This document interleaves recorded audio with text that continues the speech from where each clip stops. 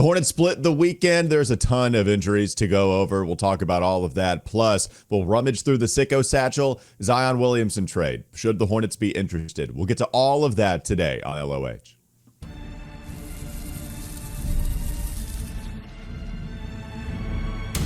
You are Locked On Hornets, your daily Charlotte Hornets podcast.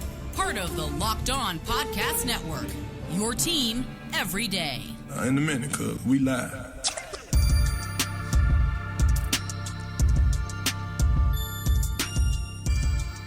It's Locked On Hornets, part of the Locked On Podcast Network. It's your team every day. Thanks for making us your first listen. We are free. We are available anywhere you get your podcast, and that includes YouTube. Today's episode is brought to you by FanDuel. Super Bowl 59, it's here, and there's no better way to make every play more exciting than with FanDuel Sportsbook. New customers can bet $5, and if you win, you'll score $200 in bonus bets. Download the app or head to FanDuel.com to get started. There's Doug 59, 50. We're already on 50. It's crazy. I thought it too. On 59. That makes you feel old. As we get a little bit older, it makes you feel old.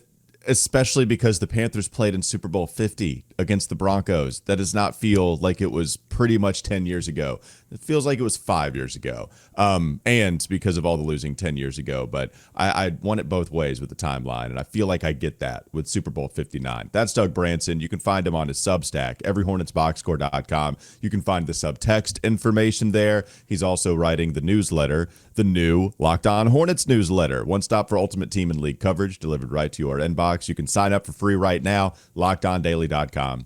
LockedOnDaily.com. Start your day with the all-new free Locked On Hornets newsletter. I'm Walker Mail. You can listen to me, WFNZ, every weekday from 12 to 3 p.m. So the Hornets split the weekend. They lose to the Trail Blazers, come into the Spectrum Center. They lose 102-97. But any ball handler, any guy that you trusted with the basketball in his hands, they were out for this game. No LaMelo, no Brandon Miller, obviously, no Miles Bridges in this game against Portland, and they don't reach the century mark. They lose by 5, 102-97. They did beat the Pelicans in a big way. They won 123-92. Mark Williams, the only one out in this game against New Orleans. LaMelo came back, 9 of 21, 4 of 13 from 3 against the Pellies, 25 points for him. Miles had a good game, 8 of 13 from the field, was also 2 of 4 from distance as well, so lower volume, but the efficiency feels like it's going up a little bit for Miles from three-point range. Nick Smith Jr. did have a good game against Portland, so we can kind of bounce around here, Doug. What do you feel like is the most important thing to address from the weekend? Yeah, I think you covered most of what we need to know about the Trail Blazers game, except for that I thought Josh Okogie really started in that one. 16 points, 10 rebounds, 3 steals. He was all over the place. I'm starting to wonder now if these rumors about the Hornets maybe wanting to move Josh Okogie to get more value for the Nick Richards trade, I just wonder if those are a little premature. Maybe the Hornets ought to take a stronger look at Okogie and his future with the organization, because he seems to kind of fit the mold of player that Jeff Peterson has brought in, that Charles Lee likes to coach. High motor, gives you a little bit more size, just like bulk, physicality than maybe a Josh Green or a Cody Martin on the wing. So maybe you move one of those guys instead and keep Okogie. But the big thing with him is always going to be three-point shooting consistency. When he's on, it's great. When he's off, it's a little bit of the Josh Green story. Just one final note on that. I think what you have is you have a plethora of defensive-laden guards where now you just add him to the pool of possible trade candidates. You don't trade all 3 of them, but if the idea is to trade one of Cody Martin, Josh Green, Josh Okogie, not all of them are going to get traded just because Okogie's on the move initially, and people love to go with, they're not done. We love making that joke. Then people already say, Okogie's gone. They're going to try to maximize the value. No, I don't necessarily think that. I think he could be. I wouldn't be shocked if he was traded by any means, but you just add him to the pool of defensive-minded guards. 12 free throws in that game against Portland, by the way. A lot of free throws for Okogie. Yeah, of course, he's 6'4". He's not tall, but he's 213 pounds. He's a bowling ball. But they do need more height. I mean, this is kind of a short team, so you probably need to shift one or more of those guards into some more off the bench. 100%. Yeah, they have zero height forwards off the bench. Yeah. No height. All right, what you got for the Pellies game? For the Pelicans game, I mean, I thought they had a decent game plan against Zion Williamson, which is to mostly single cover him because They were betting that McCollum wasn't going to have a good game. He did not. They didn't really have anything else offensively other than Jordan Hawkins pulling up from anywhere. So single coverage there I thought was a good idea. I thought Miles Bridges did a good job making him work, not just on the defensive end for Miles, but I thought Miles had the mentality of, I'm going to put my head down and make Zion guard me at the rim a bunch and wear this guy down. And though he scored 28 points, he didn't go for 40. And the way that Zion goes for 40 is he gets to the free throw line, which he didn't do. I think he got there for like 6 of 8 from the free throw line, if I remember, but it wasn't 10 plus free throw attempts. I know that. So if you can hold Zion to under 10 free throw attempts and he attempted 0 3-pointers, then, I think that's a decent game plan against their best player. And then offensively, honestly, this game was about the end of the first quarter and the end of the third quarter to keep the run going. And a lot of that was Seth Curry. It was Taj Gibson was active at the beginning of the second quarter. He gets the start in place of Mark Williams, who got a night off.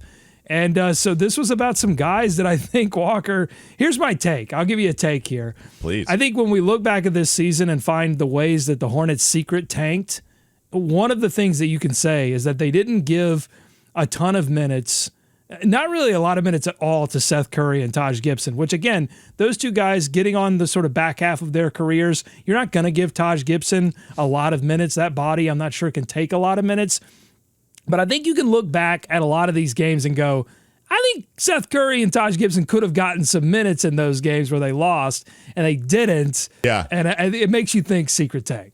Way more so with Seth. You and I both are fans of when Seth comes in and just goes on a hot streak. Like, how do you want it? You want it at the elbow because he's got it for you. You want some kickouts, just some drained open threes on the catch and shoot. Deep pull-up to put him up 15 in that game, deep pull-up in the first half, almost a logo three.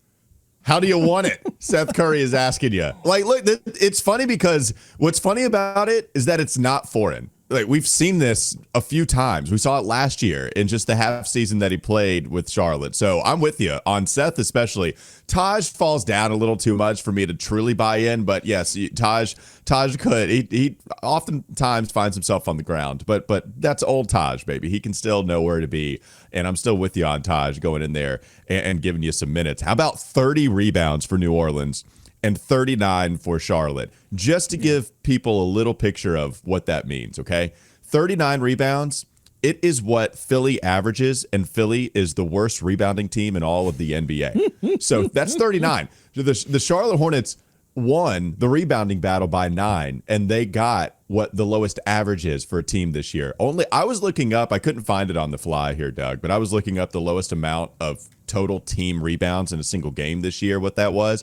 I would think if New Orleans is flirting with being in the 20s, then that has to be in play for just the lowest amount of team total rebounds. It was a low number. Moussa Diabate comes in, 13 rebounds off of the bench. I thought Diabate coming in and just corralling a bunch of those boards. I thought that was awesome for Diabate. He got some shine. Diabate is a Tasmanian devil. Like, he is amazing. I love him. Every time he steps onto the court, his energy is off the charts. They need to convert him into a power forward. I'm sorry, he's not an NBA center. I'm just going to keep repeating this. It's why I think Taj Gibson should have gotten more minutes if they truly wanted to win more ball games, which I don't think they do. But if they did, Taj should have been getting more minutes because he has legitimate center size. Moussa doesn't, but man, he makes an impact when he's on the floor. Yeah, like it's what we go back to. He was fun at the beginning of the season. And then we did get to a space where, no, he's not just our beloved two-way guy that we realize isn't really an NBA player. Outright, Diabate's an NBA player. No, you don't want him playing 30 minutes as your starting center every night, or else you get killed because he's just not tall enough. Even though he gets out of the floor really quickly, even though he gives it his all and bodies you defensively, you got to work for your points. You can still get your points because the center for the other team is at least going to be 6'10", but he's an NBA player, and you got to love what Moussa gives you. Final things real quickly, just a tip of the cap to LaMelo and Miles for leading this team, going for 25 and 22, just leading them in scoring. Just want to give the stars a quick shout out.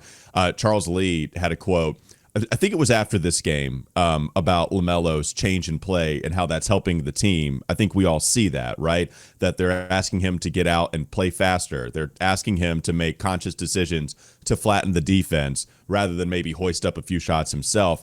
I think Charles is happy with where LaMelo is right now. And I think you see some wins come with it. One, they're healthier, even if you're in this limbo of Miles and LaMelo sitting out a game against Portland. It's even with Portland, like you just didn't have any offensive juggernauts out on the perimeter. So you'd still like to beat Portland at the same time, whatever. New Orleans, those guys come back, and then you win by 30. Again, it's New Orleans, but we'll take it how we can get it. I think there's some chemistry. I think there's some understanding between your head coach and your star point guard, and that's nice to see as we get to this point in the season. LaMelo Ball, 3 steals. I think that's a trend. He's getting more aggressive in passing lanes, getting some turnovers for the team. But, I think this weekend really represents what we're going to see moving forward, which is you're going to have some nights where they rest a bunch of guys and they are going to be sort of whatever you want to call them, tanky losses. And then you're going to see opportunities where Charles Lee can play everybody or play most everyone against some more decent competition just to get sort of a gauge on where guys are, and they're going to pick up some of these. It was nice to see them actually get a dominant win. I mean, that's something we haven't don't have those. Yeah, we haven't had those. This is nice for the fans. That particularly on this long home stretch, it'd be nice to get some wins in front of the home fans, and then you can focus on preparing yourself for the draft. But back to Musa really quickly. I think he's and other guys are saying this too. Our guy Keith Smith said this in his Substack, that Musa is a prime target after the trade deadline to get converted from two-way guy to full roster guy. I completely agree. Yeah, 100%. All right, let's move on. Coming up next on the Locked On Hornets podcast. Bees everywhere! You just saw him in action. Should the Hornets go after him? Zion Williamson. Yes, we bring his name back up in rumor mills because we've seen it, probably 2 off seasons now. We're going to bring it up for a 3rd off season. That's still to come here on Locked On Hornets.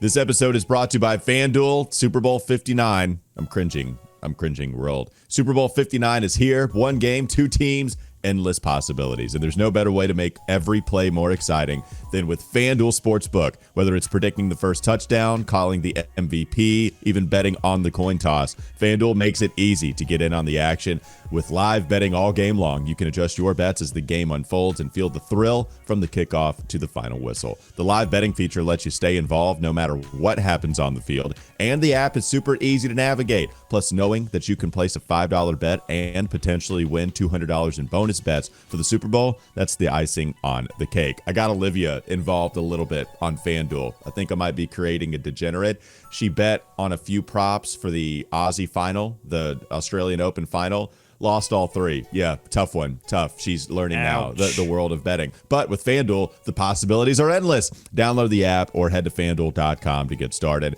Bet just $5, and if you win, you'll score $200 in bonus bets. That's FanDuel.com. Bet with FanDuel, the official partner of Super Bowl 59. More Locked On Hornets ahead.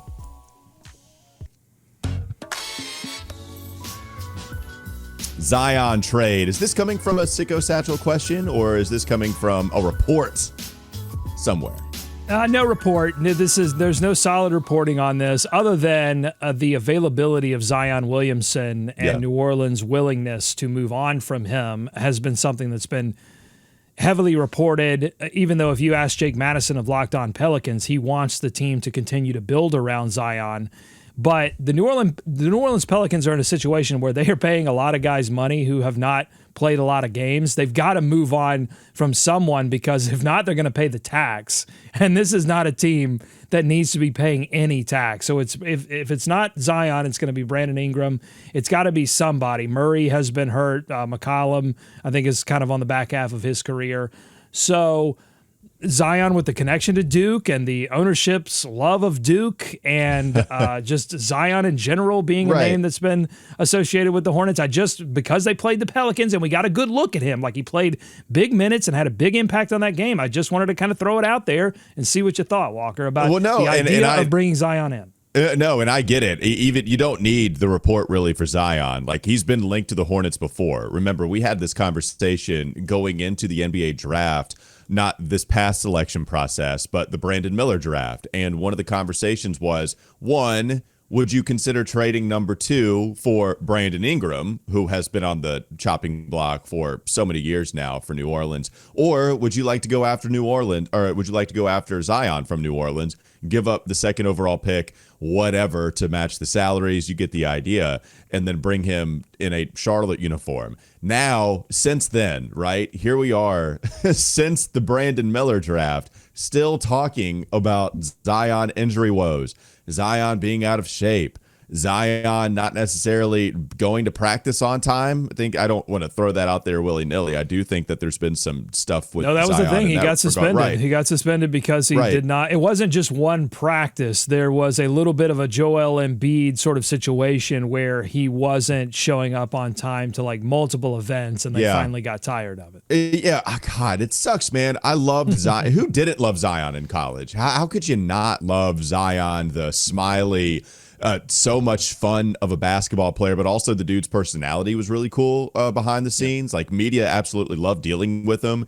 He made Duke likable. I know that there are still anybody but Duke people out there. I'm kind of one of them, but I did enjoy that team. Not because RJ Barrett or Cam Reddish underperforming. It was Zion giving you something you've never seen before.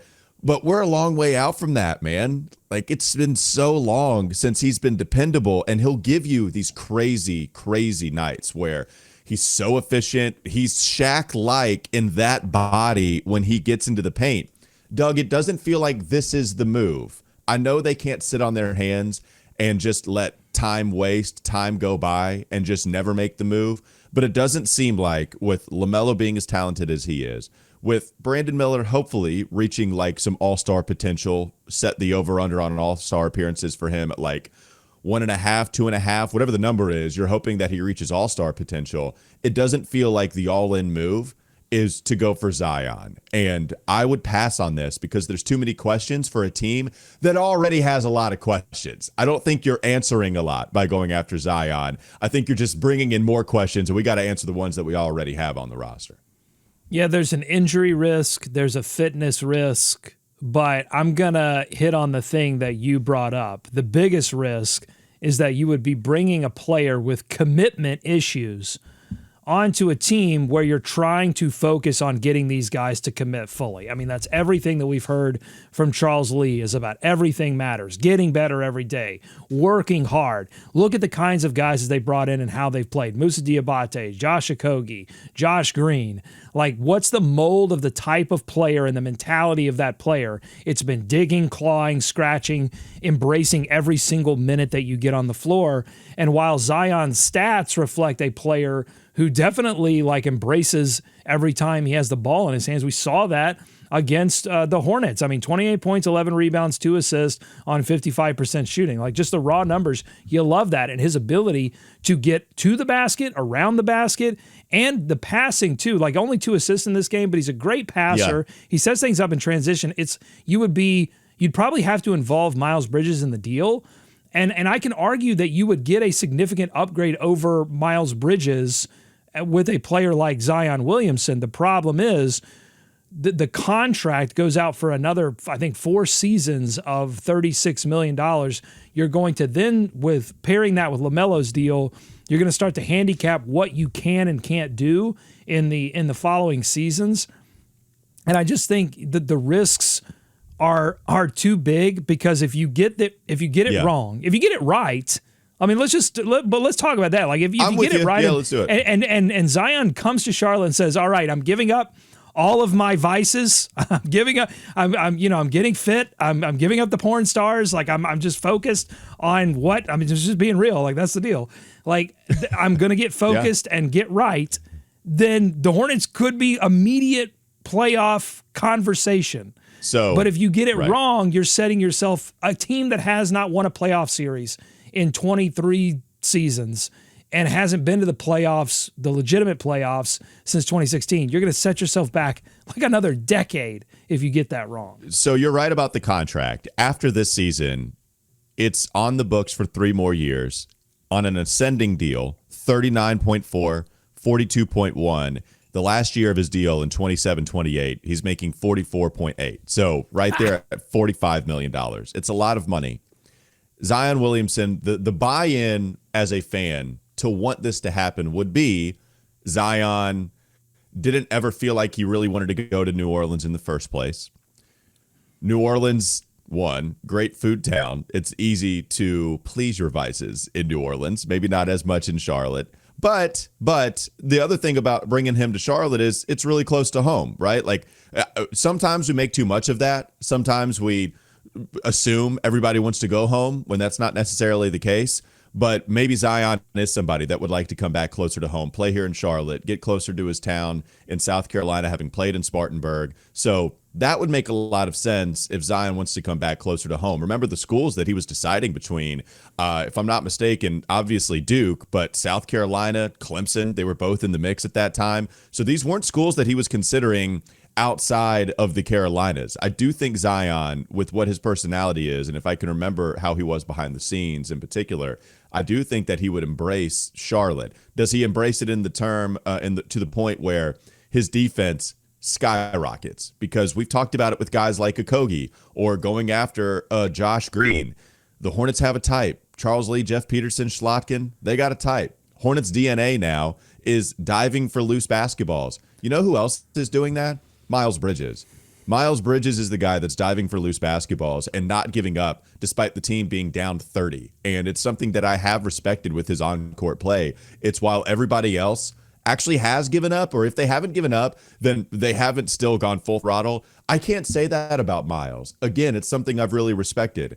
Zion, like that's an immediate question. And Miles is the one that makes the most sense, right? Like anybody would say, oh, you just hate Miles. Look, this is the guy that's going out. They play the same position. It helps you reach that salary the easiest. Miles is the guy. So with all that being said, I could see it working, LaMelo and Zion.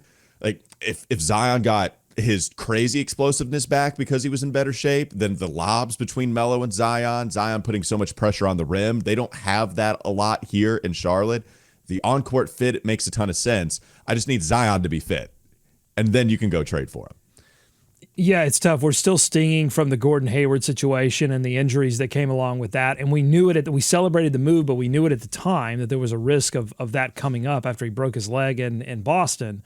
And so it would be difficult to jump on board with a guy who has an injury history. Although I will say, when the Hornets make a move, they're most likely going to have to make a move that comes with some downside, some trade-off. There's not going to be a perfect situation. They're either going to be giving up like 5 first-round picks for a guy who's already on a deal and can be with them long-term, or they're going to take a risk on a guy who has 1 year left on his deal, like a Kawhi Leonard situation, or they're going to be in a buy low situation with a player that has some kind of question mark, be it injury, be it performance, what have you.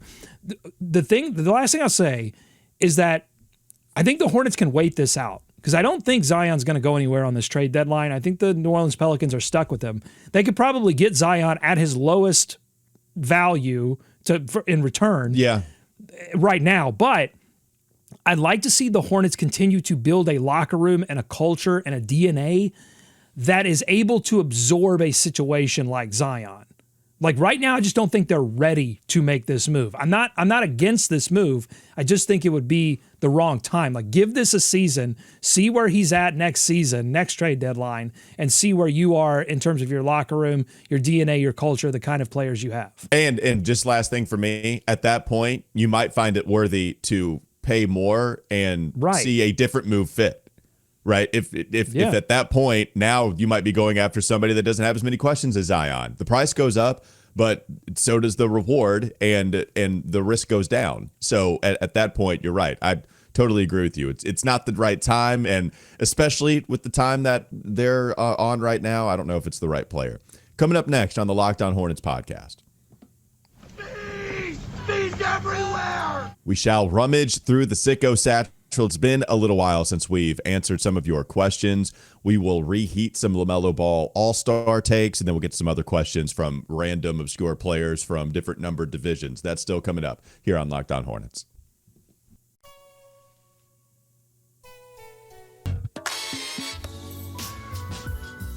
Doug, this is your segment, your time to shine. Sicko Satchel, reheated LaMelo Ball All-Star takes. I got some myself, in fact. Like, I wonder if, we do some of this stuff. It's A-block stuff. Stephen A. Smith would be telling us to put the LaMelo Ball stuff in the A block. So maybe we do this a little more so in the episodes to come. Are you just wanting to get rid of it, though? Like, at the same time, how are you feeling? Well, these are. I'll have more LaMelo All-Star takes once we get to the point where LaMelo, the reserve conversation comes up. Should the coaches put him in? We can do that in the A block for sure. I just have some things that really only pertain to what happened with the All-Star starters reveal. Some things that I forgot to get to when we talked about it previously. So LaMelo doesn't make the All-Star starter list, even though he was overwhelmingly the fan favorite, got the fan vote, and came 3 media votes short of getting in as the second starter, and he only got 3 total media votes out of, I don't know, like 100 plus or something. And so here are my 2 reheated LaMelo All-Star takes. One, I think LaMelo Ball needs to be knocking on the door of whoever he needs to knock on the door of. If it's Jeff Peterson, whatever. He needs to be putting pressure on the team right now. Hey, you're paying me a lot of money. Now I have a little bit of a say. I have a little bit of sway. I need some players next to me next season so that we don't have this happen again. That's the pressure's on him now. He is the highest paid player. He's the most important player to this team. So that's take number 1. Take number 2 is, where was the campaign? Like, I remember the campaigns long ago to get Kemba Walker into the All-Star game. Where was my cowboy hat? Where was my poster? Like, where was the TV stuff? Like, where was the campaign? Like, if I'm LaMelo, I'm like the most mad at that. More mad than I am at Michael Jordan for not putting a team around me sooner. More than I'm mad at the media members. I like, where was the campaign? You know what? It makes me a little worried. Not that they couldn't forget. Like, you don't forget that kind of thing. But like, is there enough money hanging around that we can do a media campaign? Like, you're spending money on a practice facility. Like, can we get an all-star campaign for your best player? No, I like that point. My only question is, who is the campaign for? Because when they give you the Big Al paint, when they tell you the Good Burger, Terry Rozier, I think it was Miles Bridges, and was it LaMelo? I forget the Good Burger campaign, who was involved with it. But it was LaMelo. You got it right. So these are the campaigns, right? And I'm with you on it. Who are they for? Because I think I would have answered previously that they're for the fans, and they see the numbers rolling in, and it's like, maybe we don't need to do the campaign. I'm not saying that they're making a conscious decision. I'm asking, how much does the campaign work for the media members is my only question. So I would totally disagree with you. I think the campaigns are all about the media. The fans get to absorb the fun part of it, but what you don't see is the packages that go out to media members that have information. These guys that are voting, it's a lot of beat writers who maybe see the Hornets once or twice before they vote, and they don't know what's going on. They don't know the deeper numbers. They're not doing the research. I mean, spoiler alert, Charles Barkley isn't watching Hornets games. He told Your you. beat writer in Milwaukee is not doing the advanced numbers on LaMelo. So the campaign is putting together a little brief that goes out to these guys that you know are voting that says, okay, I understand how the perception is of LaMelo, but here's the reality. And I think that could have swayed. All you needed was 3. I think that could have swayed 3 votes and made him a starter if they went big on the campaign. No, I think no, it's an interesting point, because you're right. It would be different if the Hornets never really did this. I don't know if they've done it even all that much recently, but they've done it quite a bit before. This is new ownership, new people now in charge of this organization. I'm telling you, I'm a little concerned about, because look, they've got to make some big moves in the next couple of years, and that's going to require investment. I'm looking for investment from this team, and I just didn't see enough here, and it concerns me a little bit that are they digging around the couch cushions looking for a few quarters to try to make this thing happen, or are they serious investors here in this team that they can put money towards these kinds of things? Yeah, LaMelo Ball Star, right? Done already. There's your tagline. Just continue to roll on and create the bobbleheads. Where's the hat? Where's the ridiculous, something that everybody will remember made thing, but really they can't use it, and they'll just end up putting it on their display case. I need the useless thing. I need the useless whatever it is trinket that they're handing out. All right. Question, Sicko Satchel, what you got for us? All right, this is a long one from David in the 52nd Spencer Hawes Regiment of the Sicko Brigade. After 10 years, I'm finally out as a season ticket holder. This will definitely be our last year. Just can't do it anymore. I'll still follow this team like I do now, which mostly consists of Locked On Hornets and every Hornets box score. Shout out. Thanks, David. Thank you. And maybe I'll spend the money to attend a game or two every season, but the weariness of one single playoff series and going to the arena the majority of the time, knowing this team has no chance to win, has finally done it. I had very low expectations heading into the season, but not this low. And those arena upgrades don't impact me enough to offset any of the negatives from the product on the floor. All of that to say, realistically, it seems to me that even if all the pieces come together the way they need to, the Hornets are still light years and a lot of luck away from being a 500 team. I know the deal with injuries all too well, but that's only part of the story. I know there are plenty of other people who feel like I do. If you were ranking the top 5 things that need to happen to stop this hopeless carousel and get fans to be at least a little bit optimistic, what would they be? I'm betting the number 1 would be somehow getting the first pick in the upcoming draft. What are the other 4? Basketball in Charlotte has been bad for so long, yet any glimmer of hope will get Spectrum rocking every now and then. Just looking to see if you guys see any of those glimmers way off in the distance. Okay. Lot to unpack there. I would say the first part of this, where he's telling you he's not renewing and he's actually just outright canceling being a season ticket holder. He is not going to the games nearly as much. I would understand that. It's interesting because it does weigh on you, right? Here we are as a podcast duo. I've been hosting this podcast with you. You asked me to come on in 2018, and I've been starting since August 2018. I don't know if I forgive you or not. I can't tell you that I forgive you. That's fair. But this is the point. 2018, I was thinking about this the other day. We have not talked about high-level playoff basketball. Our season ends earlier than every other podcast host. We turn the page to NBA draft talk earlier than not every other one, but than most of the Locked On podcast hosts. I have not had a chance to go live with you after a Game 2 upset victory over the 2-seeded Milwaukee Bucks and understanding that this is going to be a gentleman's sweep. We have not had the fun playoff victory for us to go live and then share with everybody else on YouTube, reaching over 1,000 people tuning in to just scream and yell and press the exclamation button on their keyboard a million different times. We haven't had that.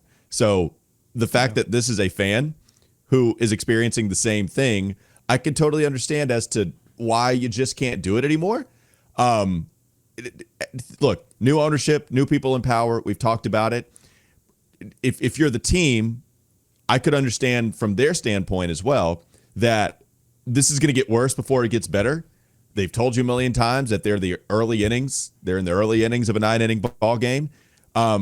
So we just got to see it get better. Even if it gets worse before it gets better, we just have to have the payoff. And the payoff hasn't been here in quite some time. So, yeah, loud and clear, my man. Loud and clear. You know, I totally get it. Top 5 things for me. I mean, I think that you've got to see some more realistic prices for some of this stuff. The prices went up on season tickets this past season. Well, I looked that up, not to interrupt you, but just to clarify that. Yeah, like you're talking about the Hornets tickets are up by as much as 15%.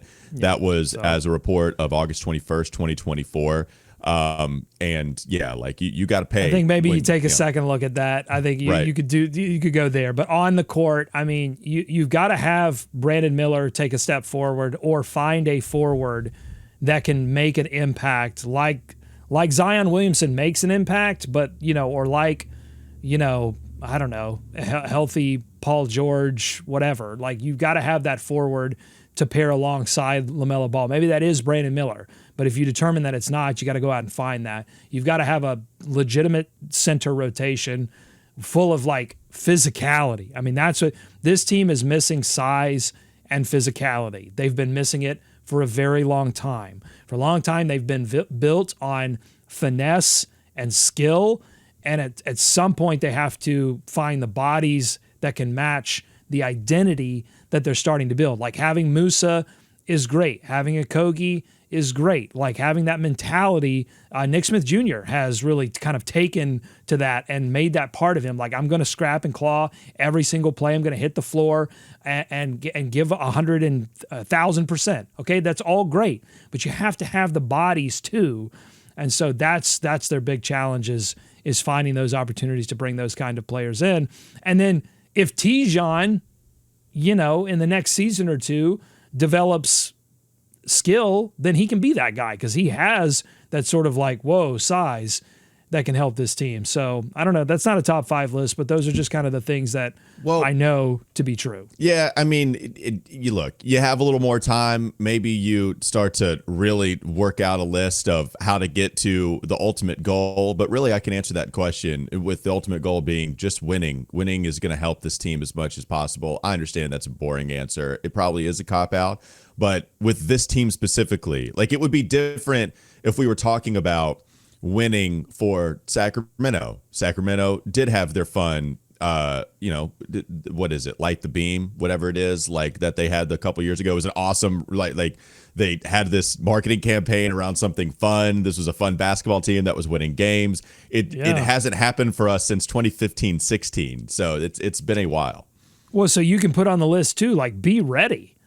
Because Sacramento was ready with something when that team was prepared to win. Mm-hmm. And so going back to this LaMelo conversation that we were just having, they weren't ready. They weren't ready for that campaign, and they weren't ready for LaMelo to be the top vote getter and needing a little push for the media vote.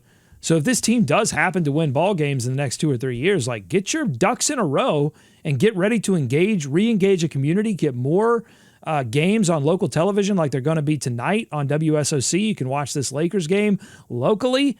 Like, do more of that stuff. Like, so some of the seeds of this are there. I don't blame David from the Spencer Hawes regiment for taking a break because of what we said on the prices and because of the product right now. Like, I don't blame him at all.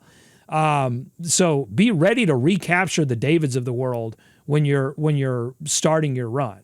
And by the way, I think the Hornets airing some of their games for free, I think that's a big deal. So the fact that they're getting out of this space where it's ridiculously hard to watch the team as a casual fan, you got to be a real sicko, which isn't a great business model. So now that Shelly Kyatt Weston and the Hornets, right? So now that Shelly Kyatt Weston, team president, and the organization is trying to make it more easily accessible for Hornets fans. They're just flipping through the channels. They see the Hornets are playing and they stop on that channel, right? That's not something you can do right now. I do think that they're making some smarter decisions in that regard that are, going towards the right direction. The final thing for me, win on the margins. I can think of a couple of teams that have turned this thing around where Houston had to go through a rebuild and they did it rather quickly, which is a little frustrating from a Hornets standpoint too. So Houston has to go through a rebuild. They have their younger stars that they're trying to see what their ceiling is, but they win on the margins by outbidding everyone for a Fred VanVleet, for a Dylan Brooks, bringing all the veterans in. They take a risk on the margins, right? It's not necessarily going after the star. They're not trading for Zion, but what they are doing is they're giving a bunch of money to their role players that bring not only physicality, but also just have been on winning teams before. Championship with Fred VanVleet, Dylan Brooks being with Memphis when I think they got, I don't think it was a conference championship, but we know their regular season record was good a few years back. And then look at Detroit. I thought Detroit was going to be Houston light, and that's true. Like what they've been doing so far, what they do is they outbid everybody for Tobias Harris. Yeah, I know Tobias Harris, that Philly contract makes you want to throw up. Big contract for Detroit. Guess what? You go get a grown-up NBA player. You put him alongside your backcourt like Jaden Ivey and Cade Cunningham. Then that helps you out. You go and I forget the other player that they got. Oh, it was like Malik Beasley, I think, right? Malik Beasley, who isn't an amazing basketball player, but he can hit threes. He's been on some veteran teams before. You go get him. Like, it just made sense. Look, can the Hornets win on the margins with some of these decisions that they make outside of their young stars, and then see if their younger stars, because of better talent around them, can start to realize their full potential? I think that's a big deal. All right. Yeah, and finally for me, to answer the final bit of his question, do you see any glimmers way off in the distance? I see glimmers. But glimmers don't win basketball games. They've got to execute. They've got to invest. I have confidence that Jeff Peterson can go out and find the right type of players. I think my confidence is 50-50 if this ownership group is really willing to cut the checks necessary to make this thing happen. We'll see. All right, that'll do it for Locked On Hornets. Thanks for making us your first listen. We're free and available anywhere you get your podcast. That includes YouTube. Goodness gracious, Malik Beasley is shooting 40% on 9 threes a game. Okay, I'm sorry, Malik Beasley is an excellent basketball player. There's Detroit winning on the margins, and that's why they're here. God almighty. Well, you know what that is. You know what that is. That's him getting open shots because guys are doubling Cade Cunningham. And so how many times have we seen LaMelo Ball get doubled or Brandon Miller get doubled, pass out, and it's somebody doinking a three? I mean, They went in and they got the 3-point shooter. EveryHornetsBoxScore.com. Don't quit Locked On Hornets and don't quit EveryHornetsBoxScore.com. Don't do that. We have fun. We have fun. Please. Regardless of the final score, we have fun. 100%. Go find him again, not only on EveryHornetsBoxScore.com, but Doug is also having fun on Locked On NBA with Matt Moore and Hayes as well. I'm Walker Mail. Listen to me on WFNZ every weekday from 12 to 3 p.m. Have a great rest of your day. We'll be back with you tomorrow.